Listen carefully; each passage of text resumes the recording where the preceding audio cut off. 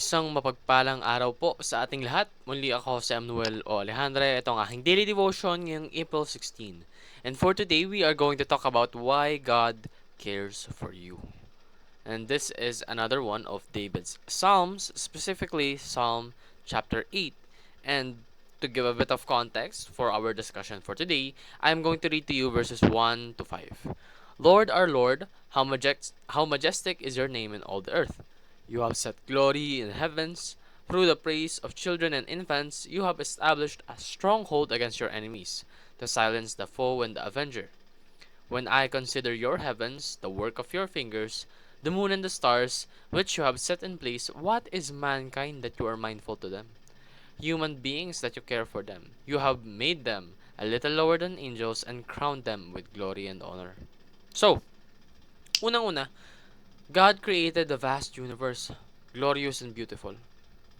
Every single thing that you see, smell, touch, hear, even the intangible things, are all made by the Lord. Lahat ng bagay, hindi lang sa mundong ito, kundi sa kabuuan ng existence, is made by God. Napakagaling talaga ng ating Panginoon. He is very all-powerful. But even if He has created the entirety of existence, na napakalaki, isipin mo, para lang tayong mga langgam in the grand scheme of things. Because, unang-una yung planeta natin, it's not even the largest planet. It's far from it.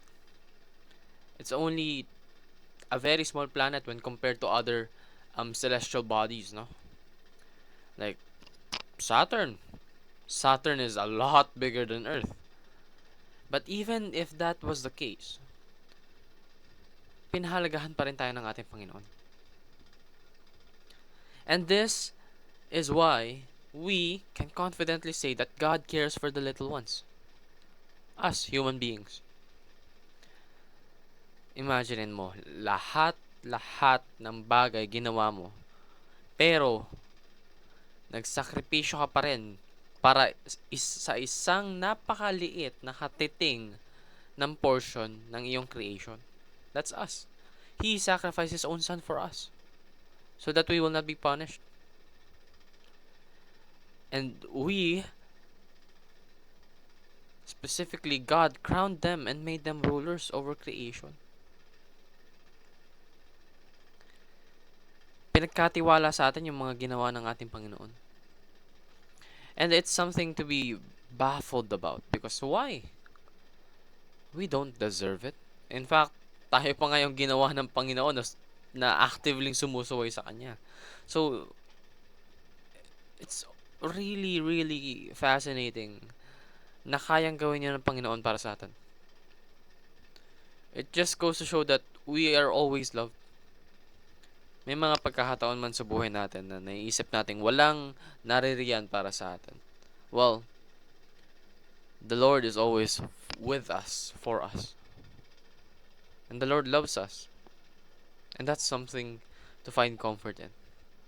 Kasi yung being na gumawa ng lahat ng bagay, mahal ka. Isn't that comforting? So find your meaning and worth in Christ alone. May mga pagkakataon kasi na yung ating kahalagahan ay nakabase sa perception ng ibang tao. Truth be told, hindi dapat. Dapat wala tayong pake. Or rather, hindi naman sa walang pake.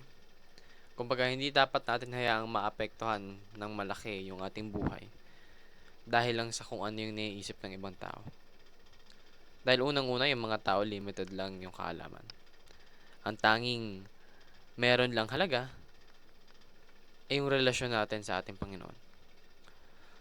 So understand Psalm 8, the one that I've read to you, in the light of Christ in the church. There's a deeper meaning. So understand and appreciate it. And hopefully it can influence something in your life for it to be a lot better. Yan lamang po ang aking daily devotion. Maraming salamat sa pakikinig. Magpalain po tayong lahat, and let us all give glory to God.